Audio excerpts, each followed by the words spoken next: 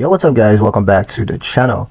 In today's video I'm going to show you how to deactivate your Fundbox account. Are you thinking of closing your Fundbox account? Whether you're switching platforms or just done with borrowing, here's how to safely deactivate it.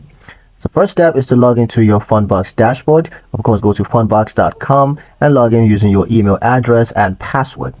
Now once you're in, navigate to settings. Usually you can find that in the upper right corner of the page.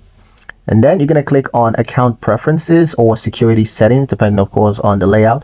But once that's done, you want to look for the option that's labeled deactivate account or close account. Then follow the on-screen instruction and confirm your choice.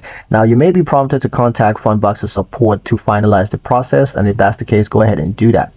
Now an important note is to make sure that all repayments are completed before deactivating. Fundbox doesn't allow deactivation if you have an active loan. Also, be sure to download all your statements and transaction history before closing, just in case you need them later on, because once you close your account, all records are going to be deleted.